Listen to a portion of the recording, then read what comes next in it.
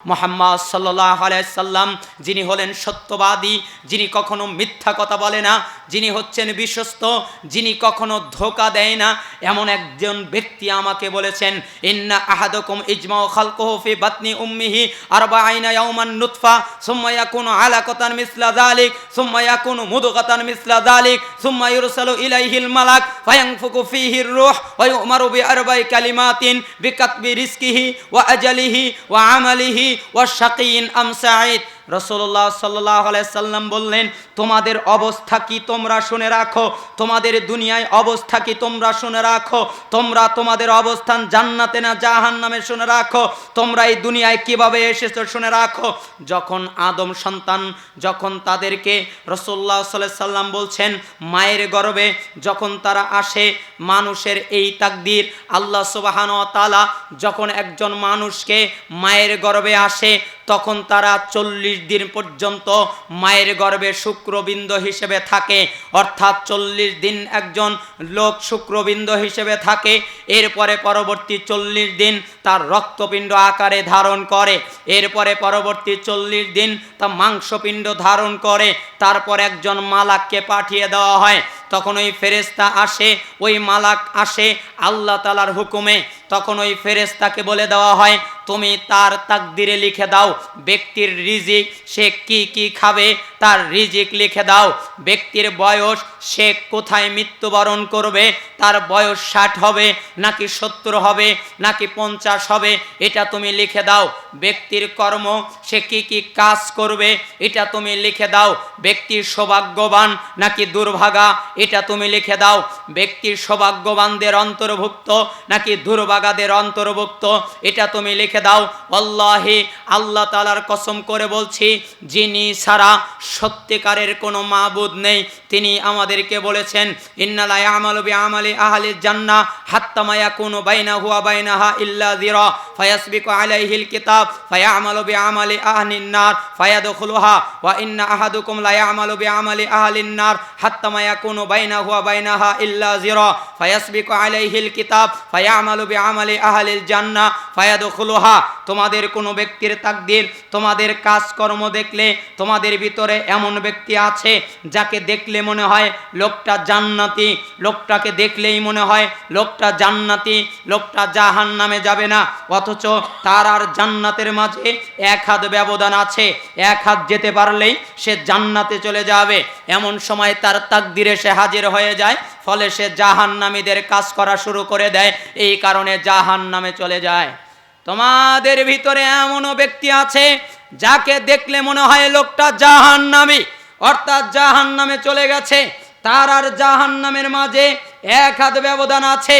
আর এমন সময় তার তাকদীরে সে হাজির হয়ে যায়, ফলে সে জান্নাতীদের কাজ করা শুরু করে দেয়, আর এর কারণে সে জান্নাতে চলে যায়।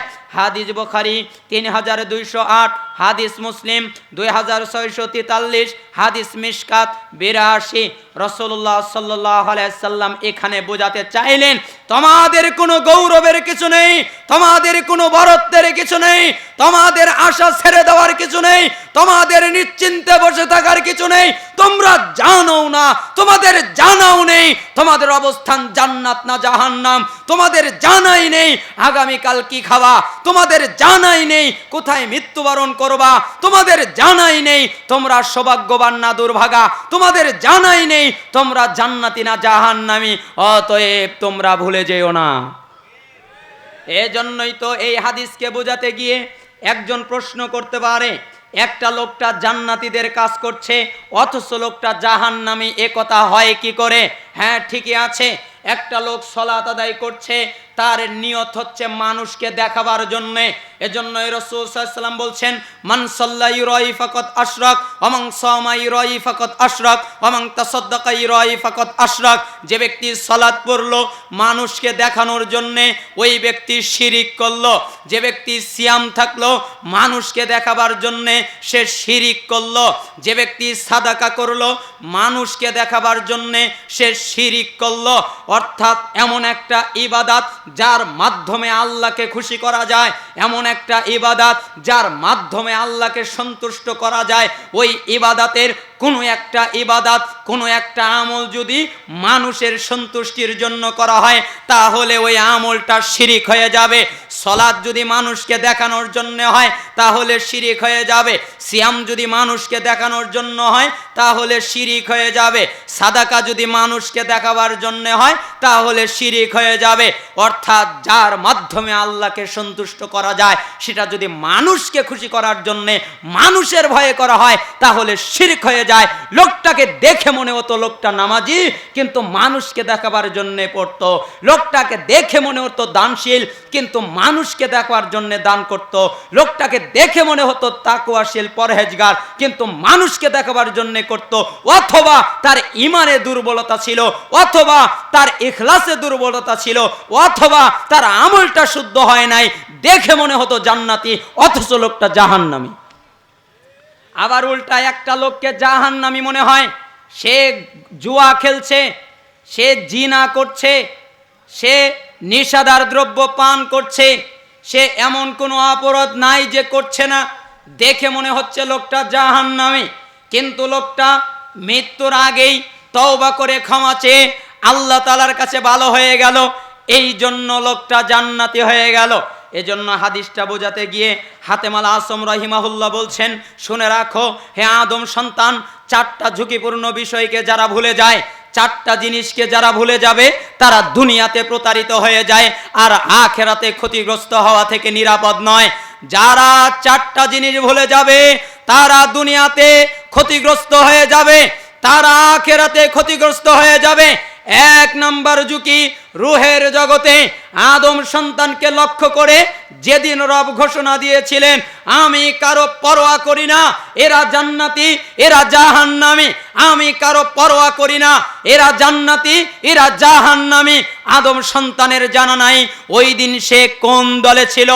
দুই নাম্বার ঝুঁকি হচ্ছে মায়ের গর্ভে 3 স্তর বিশিষ্ট অন্ধকারে আকৃতি দেওয়ার সময়ে তার যখন 120 দিন হয়ে যায়, তখন যখন আবার লেখা হয়েছে তাকদীর, মানুষের জানা নাই সেদিন সে কি সৌভাগ্যবানদের তালিকায় উঠেছে নাকি দুর্ভাগাদের তালিকা উঠেছে। 3 নাম্বার ঝুঁকি যখন তারা কবর থেকে পুনরুত্থান হবে, কবর থেকে উঠবে, তার জানা নাই সেদিন সে কি আল্লাহর সন্তুষ্টি লাভ করবে নাকি অসন্তুষ্টি লাভ করবে, এটা তার জানা নাই।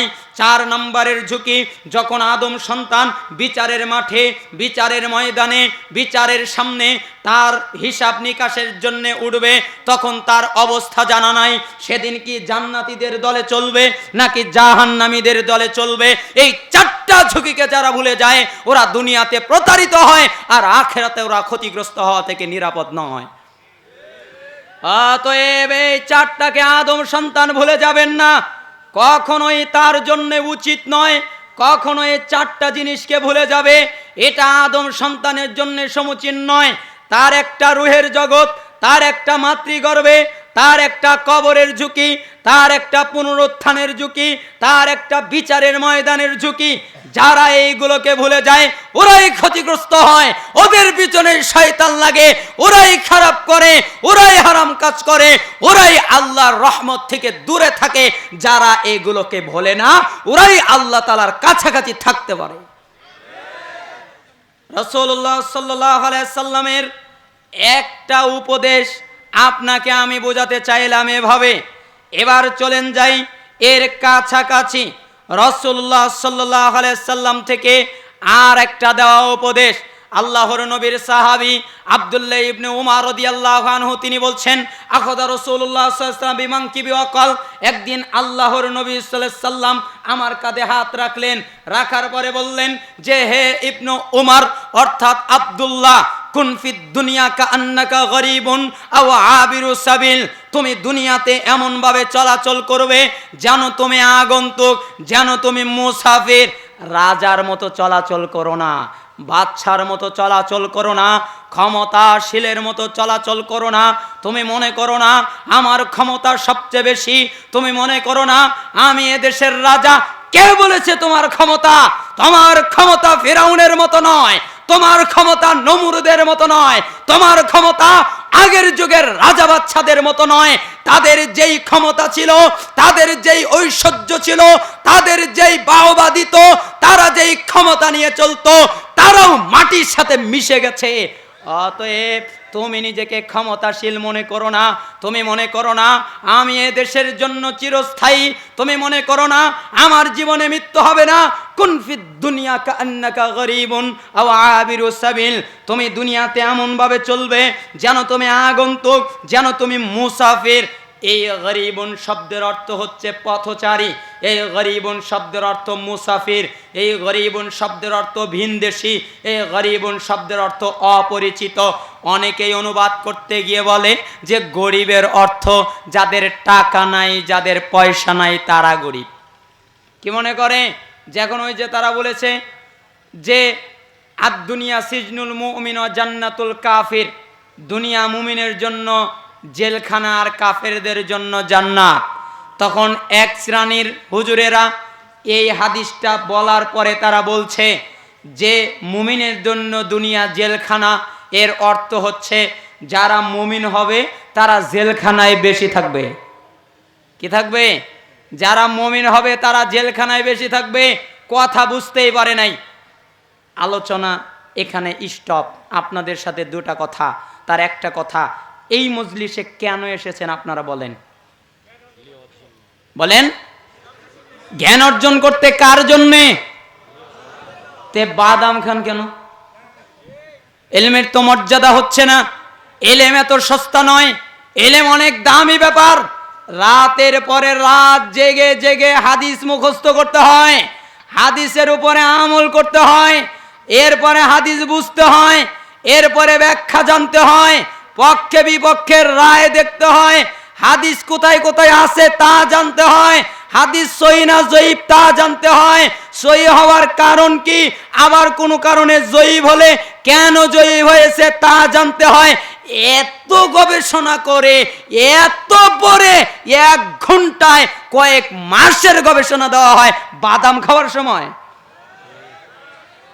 আমার কথায় রাগ করবেন না, আমি আপনার জন্য এসেছি, আপনার ক্ষতি করার জন্য নয়। আপনি যদি বাদাম খান আমার ইলমের গুরুত্ব দিতে পারবেন না, হাদিসের মর্যাদা করতে পারবেন না। আমি তো এখানে যুক্তি পেশ করছি না, আমি তো এখানে তর্ক দিচ্ছি না, আমি তো ক্বালা রাসূলুল্লাহ সাল্লাল্লাহু আলাইহি ওয়াসাল্লাম বলছি। আরে আমার তো কোনো মূল্য নেই, আমার তো কোনো দাম নেই, আমার তো কোনো সম্মান নেই। আমার কথা কে শোনে আর না শোনে তাতে দেখার বিষয় নয়। আমি বলছি ক্বালা রাসূলুল্লাহ সাল্লাল্লাহু আলাইহি ওয়াসাল্লাম, আমার কথা না শুনলেও এটা শুনতে বাধ্য। এটা উম্মতের জন্য কর্তব্য, এটা উম্মতের জন্য ওয়াজিব, এটা উম্মতের জন্য বাধ্যতামূলক। আমার কথা না শুনলেও ক্বাল আল্লাহ ক্বাল আর রাসূল এটা শুনতে বাধ্য। বাদাম খাওয়ার সময় না, বন্ধ করেন, বাদাম খাবেন না, তাহলে আবার কিন্তু ধরবো। রাসূলুল্লাহ সাল্লাল্লাহু আলাইহি ওয়াসাল্লাম বললেন তুমি দুনিয়াতে এমন ভাবে থাকবে যেন তুমি মুসাফির আগন্তুকের মতো।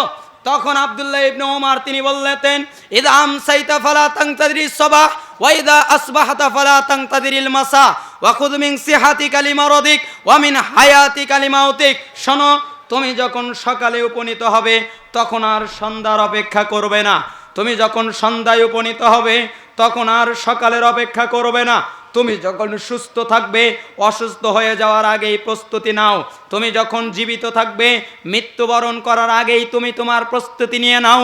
তুমি এমনটি করো না আমি সকালে আছি, ঠিক আছে আজকে একটু পাপ টাপ করি, সন্ধ্যাবেলায় গিয়ে ক্ষমা চেয়ে নিব, এরকম তুমি বলো না। সন্ধ্যায় আছি আজকে এখন একটু করি, দোস্ত এখন একটু অপরাধ করলে কিছু হবে না, 2-1 টান দে কিছু হবে না, একটু আমাদের সাথে চল না গানে যাই, আজকে আর কোনোদিন যাস না, আজকেই কাজটা কর, আজকেই 2টা টান দে, আজকে এটা কর, আর তুই যাস না, আর তোর যেতে হবে না, এই রকম যেন না হয়। বরং তুমি যখন সকালে থাকবে ওই সময় স্টপ, আগামীকাল বলো না। আগামীর সকাল শব্দটি, আগামীকাল এই বাক্যটি ধোঁকা, এই বাক্যটি ধোঁকা, এই বাক্য আগামীকাল 40 বছরেও তোমার আগামীকাল নিয়ে আসবে না।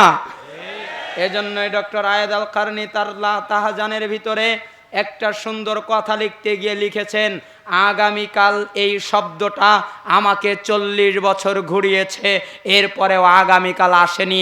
যখন বলেছি এখন, তখন কাজটা হয়েছে, অতএব আগামীকাল বলবেন না। এজন্যই তো আল্লাহর নবীর ওই সাহাবী বলছেন, তুমি যখন সকালে থাকো সন্ধ্যার আগেই প্রস্তুতি, তুমি যখন সন্ধ্যায় থাকো সকালের আগেই প্রস্তুতি। তুমি যখন অসুস্থ হয়ে যাবে তখন আর কিয়াম করতে পারবে না, তখন আর ভারী ভারী ইবাদত করতে পারবে না, তখন আর আমল করা তোমার জন্য কঠিন হয়ে যাবে। অতএব অসুস্থ হয়ে যাওয়ার আগেই তুমি তোমার প্রস্তুতি নিয়ে নাও। তুমি যখন মৃত্যুবরণ করবে তখন আর তুমি প্রস্তুতি নিতে পারবে না। হাদিস বুখারী 6416 নম্বরে এসেছে। এই হাদিসকে বোঝাতে গিয়ে আলী রাদিয়াল্লাহু আনহু বলছেন, হে আদম সন্তান, দুনিয়া ধীরে ধীরে বিদায় নিয়ে চলে যাচ্ছে আর আখিরাত ক্রমে সামনের দিকে এগিয়ে আসছে। তোমরা মনে করো না যে দুনিয়ার বয়স বাড়ছে, মনে করো দুনিয়ার বয়স কমে যাচ্ছে। দুনিয়া ধীরে ধীরে বিদায় নিয়ে চলে যাচ্ছে, আখিরাত ক্রমে এগিয়ে আসছে। দুজনেরই সন্তানাদি আছে, দুনিয়ার সন্তানাদি আছে, আখিরাতেরও সন্তানাদি আছে। সাবধান, তোমরা দুনিয়ার সন্তানাদি হও না, আখিরাতের সন্তানাদি হও। কেন জানো? আজকে শুধু আমলের সুযোগ, কোনো হিসাব তোমার হবে না। আগামীকাল আখিরাতে শুধু হিসাবই দিতে হবে, কোনো আমল করতে পারবা না। দুইটা উল্টা। আজকে আমল করে নাও, হিসাব হবে না। আগামীকাল হিসাব দিতে হবে, কোনো আমল করতে পারবা না। হাসান বসরি রাহিমাহুল্লাহ বলতেন, হে আদম সন্তান, তুমি এত নিশ্চিন্ত হয়ে গেলে কিভাবে? তুমি তো ঘূর্ণায়মান দুই চাকার ভিতরে পড়ে আছো, চাকা যেভাবে ঘোরে ঠিক সেভাবে আছো। রাত তোমাকে দিনের কাছে ফেরত পাঠায়, দিন তোমাকে রাতের কাছে ফেরত পাঠায়, এভাবে ঘুরতে থাকছে। এই দিন রাত মিলে তোমাকে একদিন কবরে ফেলে দেবে। তোমার চাইতে অধিক ঝুঁকির ভিতরে কে আছে তুমি বলো? এই জন্য এই হাদিসকে বোঝাতে গিয়ে হাতাম আল আসমকে জিজ্ঞাসা করা হলো, কি ব্যাপার, আপনি এত খুশি টুশি থাকেন কি করে? আমরা তো বুঝতে পারি না যে মৃত্যু যখন আসবে তখন কি। তখন উনি বলছেন, আমি আল্লাহ ভরসায় থাকি। আচ্ছা, আল্লাহ ভরসা কিভাবে করেন? কয় 4 ভাগে ভাগ করেছি। 1 নম্বর, আমি জানি আমার রিজিক আমার জন্য নির্ধারণ করা, আমার রিজিক আমি ছাড়া কেউ খাবে না, এজন্য আমার রিজিকের কোনো চিন্তা নাই। 2 নম্বর, আমি জানি আমার আমল আমাকেই করতে হবে, আমার আমল কেউ করে দেবে না, এজন্য আমি সব সময় সৎ আমলে ব্যস্ত থাকি। 3 নম্বর, আমি জানি আমার মৃত্যু আমার বন্ধু না, আমাকে বলে টলে আসবে না, আমার মৃত্যু হঠাৎ করেই চলে আসবে, এজন্য আমি মৃত্যুর জন্য প্রস্তুতি নিয়ে রাখি। 4 নম্বর, আমি জানি তোমরা যেমন তোমাদের বন্ধুর সামনে, তোমাদের সম্মানীয় কারো সামনে পাপ করতে লজ্জা পাও, ঠিক তেমনি আমি আমার রবের সামনে পাপ করতে লজ্জা পাই তোমাদের চেয়ে বেশি। তাহলে এই বাক্যের এক অংশ হচ্ছে মৃত্যু হঠাৎ করে চলে আসবে, কেউ জানা নাই, এজন্য মৃত্যুর আগেই প্রস্তুতি নিয়ে নেন। এই হাদিস বোঝাবার জন্যে পরপর 2টা হাদিস আপনাদের সামনে আনবো, খুব মনোযোগের সাথে অনুধাবন করবেন। আনা আমর ইবনে মাইমুন রাদিয়াল্লাহু আনহু قال, আমর ইবনে মাইমুন রাদিয়াল্লাহু আনহু তিনি বলছেন, লি রাজুলিন ওয়া হুয়া ইয়াইদুহু ইগতানিম 50 ক্বাবলা 50। শুনে রাখো, যে রাসূল সাল্লাল্লাহু আলাইহি সাল্লাম একটা ব্যক্তিকে উপদেশ দিতে গিয়ে বললেন, হে লোক শোনো, 5টা জিনিস আসার আগে তুমি তোমার এই 5টা জিনিসকে আল্লাহর পক্ষ থেকে নিয়ামত মনে করবা। তুমি এই নিয়ামতের নাশকরি করো না, তুমি এই নিয়ামতটাকে ভুলে যেও না, মনে করবা এটা আল্লাহর পক্ষ থেকে তোমার উপরে নিয়ামত। সাবাবাকা কাবলা হারামিক, তার একটা হচ্ছে বার্ধক্য পড়ে যাওয়ার আগে তুমি তোমার যৌবনটাকে নিয়ামত মনে করবা। ওয়াসিহাতিকা কাবলা সাকমিক, এবং তুমি অসুস্থ হয়ে যাওয়ার আগে তুমি তোমার সুস্থতাকে আল্লাহর পক্ষ থেকে নিয়ামত মনে করবা। ওয়া গিনাকা কাবলা ফাকরিক, এবং তুমি দরিদ্র হয়ে যাওয়ার আগে তুমি তোমার সচ্ছলতাকে নিয়ামত মনে করবা। ও ফারাগাকা কবলা শুগলিক, এবং তুমি অবসর ব্যস্ত হয়ে যাওয়ার আগেই তুমি তোমার এই অবসর সময়টাকে আল্লাহর পক্ষ থেকে নিয়ামত মনে করবা।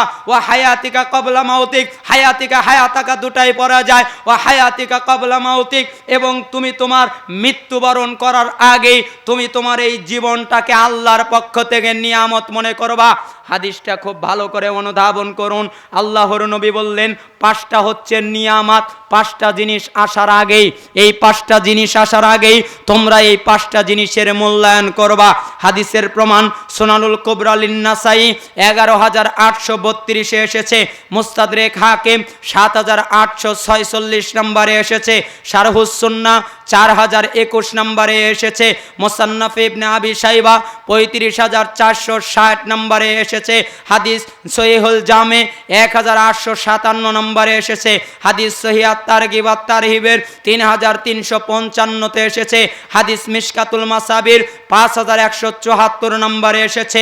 আল্লাহর নবী বলছেন, একটা হচ্ছে বার্ধক্য আসার আগেই তুমি তোমার যৌবনকে নিয়ামত মনে করবে। হ্যাঁ যুবক ভাই, আপনাকে বলছি, আপনি ওই বৃদ্ধ দাদুকে জিজ্ঞাসা করেন যৌবনের গুরুত্ব কি, সে আপনাকে বোঝাতে পারবে। অথবা যার বয়স 70 হয়ে গেছে তাকে আপনি জিজ্ঞাসা করেন যৌবনের গুরুত্ব কি, সে আপনাকে বোঝাতে পারবে। আপনার কাছে তো যৌবনের কোনো গুরুত্ব নেই, আপনি তো যৌবনকে বুঝতেও পারেন না। আপনার যৌবনকে আপনি আল্লাহ তাআলার নাফরমানি কাজে লাগিয়ে দিয়েছেন।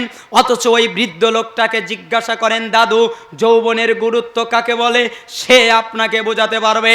আপনি ওই অসুস্থ লোকটাকে জিজ্ঞাসা করেন, কালকে হাসপাতালে চলে যাবেন, দেখবেন হাসপাতালে যাওয়ার পরে একজনের পা নেই, তাকে জিজ্ঞাসা করবেন পা না থাকার কারণে কত কষ্ট হয়। একজনের হাত নেই, একজন অসুস্থ, আর একজন করোনায় আক্রান্ত, আর একজন ক্যান্সারের রোগী, আর একজন এইচআইভি, আর একজন অনেক মারাত্মক রোগে আক্রান্ত, যাদেরকে ডাক্তার বলে দিয়েছে তোমাদের আর কোনো চিকিৎসা নেই, তোমরা অচিরেই মৃত্যুবরণ করবা। যদিও বা মৃত্যুর মালিক আল্লাহ সুবহানাহু ওয়া তাআলা, তবু ডাক্তার বলে দিয়েছেন আলামত দেখে যে তুমি আর বেশি দিন বাঁচবা না। ওই লোকটাকে জিজ্ঞাসা করেন জীবন বা সুস্থতা কাকে বলে, আপনি বুঝবেন না। আপনার বুঝার যোগ্যতা এখনো তো হয় নাই। আপনার যেদিন হাত হারিয়ে যাবে ওই দিন আপনি বুঝবেন হাত থাকলে কেমন হতো। আপনার যেদিন চক্ষু হারিয়ে যাবে ওই দিন আপনি বুঝবেন সুস্থতার নিয়ামত কি। আপনি যেদিন অসুস্থ হয়ে রোগাক্রান্ত হয়ে যাবেন, উঠার ক্ষমতা থাকবে না, ওই দিন আপনি বুঝবেন সুস্থতার নিয়ামত কি। আপনি যেদিন বৃদ্ধ হয়ে আপনার লাঠির বর দিয়ে হাঁটতে হবে, নিজের শক্তি দিয়ে হাঁটতে পারবেন না, নিজের শক্তি দিয়ে কিছু করতে পারবেন না, আপনাকে কিছু খাবার গলিয়ে এরপরে নরম করে খেতে হবে, নিজের দাঁত দিয়ে খেতে পারবেন না, ওই দিন আপনি বুঝতে পারবেন যৌবনের মূল্য কি, ওই দিন আপনি বুঝতে পারবেন সুস্থতার মূল্য কি। এর আগে বোঝানো সম্ভব না। এজন্যই আল্লাহর নবী সাল্লাল্লাহু আলাইহি ওয়াসাল্লাম এরপরে বললেন, তুমি তোমার এই সম্পদটাকে নিয়ামত মনে করো ধনী থেকে গরিব হয়ে যাওয়ার আগেই। অর্থাৎ যখন তুমি দরিদ্র হয়ে যাবে, তোমার কাছে টাকা পয়সা থাকবে না, তুমি অভাবে থাকবে, তখন তুমি সচ্ছলতাকে বুঝতে পারবে। অতএব সচ্ছলতা থাকা অবস্থায় এটাকে আল্লাহর পক্ষ থেকে নিয়ামত মনে করো। যখন তুমি সুস্থ এই অবসর সময় পেয়েছো, যখন ব্যস্ত হয়ে যাবে, যেই অফিসার সরকার তার কোনো সময় নেই, যেই লোক আরেক কাজ করে তার কোনো সময় নেই, ওই লোকটা জানে যে অবসরের মূল্য কি। এজন্যই রাসূল সাল্লাল্লাহু আলাইহি ওয়াসাল্লাম বললেন ওয়া হায়াতিকা ক্বাবলা মাউতিক, এবং তুমি তোমার মৃত্যুবরণ করার আগেই তুমি তোমার জীবনটাকে নিয়ামত মনে করো। কারণ যেদিন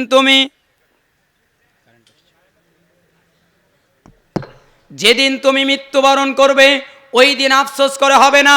হে ভাই, আপনাকে বলছি, যেই লোকটা মরে গেছে ওই লোকটাকে যদি জিজ্ঞাসা করা যেত তাহলে বোঝানো যেত মৃত্যু কি। আপনারা অবগতিতে আছেন রাসূলুল্লাহ সাল্লাল্লাহু আলাইহি ওয়াসাল্লামের সাহাবী ইবনে মাসউদ রাদিয়াল্লাহু আনহু তিনি বলছেন, লা তাজুলু কদম ইবনি আদম ইয়াউমাল কিয়ামা হাত্তা ইউসালা আন খামসিন। কিয়ামতের দিন 5টা প্রশ্নের উত্তর না দেওয়া পর্যন্ত আদম সন্তান তাদের পা নাড়াচাড়া করতে পারবে না। যতক্ষণ পর্যন্ত 5টা প্রশ্নের উত্তর না হবে ততক্ষণ পর্যন্ত তাদের পা নাড়াচাড়া করার অনুমতি থাকবে না। আন উমরিহি ফিমা আফনাহু, তার একটা হচ্ছে তোমাকে যে বয়স দিয়েছিলাম এই বয়স তুমি কোন কাজে ব্যয় করেছো। হে লোক, তোমার বয়স হয়েছিল 60 বছর, তুমি 60 বছর ইসলামের বিরুদ্ধে খাটিয়েছিলে নাকি ইসলামের পক্ষে? তোমাকে আমি যেই বয়স দিয়েছিলাম ওই বয়স কোন কাজে ব্যয় করেছিলে? আমি তোমাকে যে হায়াত দিয়েছিলাম ওই হায়াত কোন কাজে ব্যয় করেছিলে? তুমি কি আমার পথে ব্যয় করেছিলে নাকি আমার নাফরমানিমূলক কাজে ব্যয় করেছিলে? তুমি কি আমার জন্য সময় বের করেছিলে নাকি আমার বিরুদ্ধে অবস্থান নিয়েছিলে? তুমি তোমার এই জীবন বয়স আমাকে বুঝিয়ে দিয়ে জান্নাতে যাও, এছাড়া তোমাকে নড়ার অনুমতি দেওয়া হলো না। বলেন তো কি হবে ওই দিন? হে দাদু, আপনার বয়স 60 হয়ে গেছে, এখনো আপনি সালাত পড়েন না, আপনার কি হবে বলেন তো আপনি? আপনার বয়স 70 হয়ে গেছে, এখনো আপনি সালাত আদায় করেন না, বলেন তো আপনার কি হবে? আপনার এক পা কবরে চলে গেছে, আপনি কখন যেন মৃত্যুবরণ করেন, আপনার দাড়ি চুল সব পেকে গেছে, আপনার দাঁত সব নড়বড়ে হয়ে গেছে, আপনি এই পরিস্থিতিতে পড়ে গেছেন, বলেন তো আপনার কি হবে যদি আপনি মৃত্যুবরণ করেন? আপনার কি এই জীবন আপনি বোঝাতে পারবেন? ওয়ান শাবাবিহি ফিমা আবলাহু, এবং আমি যে তোমাকে যৌবন দিয়েছিলাম ওই যৌবন কোন কাজে ব্যয় করেছিলে? হ্যাঁ যুবক, তুমি কি তোমার যৌবন পাবজি খেলে ব্যয় করেছিলে? তুমি কি তোমার যৌবন ফ্রি ফায়ারের মাধ্যমে ব্যয় করেছিলে? তুমি কি তোমার যৌবন আরেকজন নাপাক মেয়ের সাথে প্রেম করে ব্যয় করেছিলে? তুমি কি তোমার যৌবন সারা রাত জিনা করে ব্যয় করেছিলে? তুমি কি তোমার যৌবন বারে গিয়ে ব্যয় করেছিলে? তুমি কি তোমার যৌবন গান বাজনা দিয়ে ব্যয় করেছিলে? তুমি কি তোমার যৌবন আল্লাহ দ্রোহিতায় ব্যয় করেছিলে নাকি আল্লাহর পক্ষে ব্যয় করেছিলে? আগে হিসাব, তারপরে নড়ার অধিকার। হে যুবক, আপনার কি হবে? আপনার অবস্থা খুব জটিল। হে যুবক ভাই, তুমিও যুবক, আমিও যুবক, তুমিও যুবক মানুষ, আমিও যুবক মানুষ। আমার আগের ভাই আলোচনা করলেন, তিনিও যুবক মানুষ, পরের ভাই যিনি আলোচনা করবেন তিনিও যুবক মানুষ। এখানে কত ছাত্ররা বসে আছে, এরাও তো যৌবনে যাবে। কত মানুষ মাদ্রাসায় পড়ছে, কত যুবকেরা দাওয়াতি কাজ করছে, তারাও তো যুবক মানুষ। রাসূলুল্লাহ সাল্লাল্লাহু আলাইহি সাল্লামের সময়ে সাহাবায়ে কেরাম রাদিয়াল্লাহু আনহুম তারাও অনেকেই যুবক মানুষ, বেশিরভাগই ছিলেন, তারাও যুবক ছিলেন। নবীরা যৌবন বয়সেই তাদের উপরে ওহী হয়েছে, তারাও যৌবনে ছিলেন, আপনিও যৌবনে আছেন। আপনার যৌবন নষ্ট হলো কেন? আপনিও মানুষ, তারাও মানুষ, আপনিও মানুষ আর একজনও মানুষ, আপনিও মানুষ। একটা দাই যার বয়স 23 থেকে 30, তিনিও মানুষ, তার যৌবন নষ্ট হলো না, আপনার যৌবন নষ্ট হলো কেন? বলেন তো আপনার অবস্থা কি হবে? হে ভাই, এখনো সময় আছে, ফিরে আসো, এখনো সময় আছে। এই সমস্ত অশ্লীলতা থেকে, পাপাচার থেকে ফিরে এসে এই গোটা বাংলাদেশে কোরআন এবং সহিহ আকীদার দাওয়াত প্রচার করে গোটা বাংলাদেশের মানুষ যেন জান্নাতমুখী হতে পারে, এই পদক্ষেপ না। ওই গান বাজনার পদক্ষেপ নিও না, ওই ফ্রি ফায়ারের পদক্ষেপ নিও না, ওই গেমসের পদক্ষেপ নিও না। ওরা তোমাকে অমানুষ বানাবে, ওরা তোমার ব্রেন নষ্ট করবে, ওরা তোমার সময় নষ্ট করবে, ওরা তোমার সম্পদ নষ্ট করবে, আরে ওরা খালি ক্ষতি করবে, উপকার করবে না। অতএব যেই রব তোমাকে সৃষ্টি করেছেন, যেই রব তোমার লালন পালনকারী, ওই রবের দিকে ফিরে আসো। এরপরে আল্লাহ সুবহানাহু ওয়া তাআলার নবী মুহাম্মদ সাল্লাল্লাহু আলাইহি সাল্লাম বলছেন, এরপরে তাকে বলা হবে, আমি যে তোমাকে সম্পত্তি দিয়েছিলাম এটা কোন কাজে ব্যয় করেছিলে? আমি যে তোমাকে সম্পত্তি দিয়েছিলাম এটা কিভাবে উপার্জন করেছিলে? তুমি কি সুদের মাধ্যমে নাকি ঘুষের মাধ্যমে, না আর একজনের জমি মেরে দিয়ে, না আর একজনের সম্পত্তি মেরে দিয়ে? খবরদার মনে রাখবেন, যারা বোনের সম্পত্তি মেরে নিয়েছেন কালকে গিয়ে বুঝিয়ে দেবেন, যারা আর একজনের জমির আল ঠেলে নিয়েছেন কালকে গিয়ে বুঝিয়ে দিবেন, না না রাত্রে গিয়ে বুঝিয়ে দিবেন। আপনার তো জানা নাই যে আপনি সকালে বাঁচবেন কিনা। রাত্রে গিয়ে বুঝিয়ে দিয়ে বলবেন, আমি কিয়ামতের মাঠে এই জমিটুকুকে কাঁধে করে নিয়ে হাঁটার অনুমতি আমার ক্ষমতা নাই, তোমার জমি তুমি নিয়ে নাও। আপনি একজনকে গালি দিয়েছেন, ক্ষমা চেয়ে নিবেন। আপনি একজনকে মেরেছেন, ক্ষমা চেয়ে নিবেন। আপনি সুদ নিয়েছেন, ওটাকে নষ্ট করে দেন। আপনি ঘুষ যার কাছ থেকে নিয়েছেন জানা মতে তাকে ফেরত দিয়ে দেন।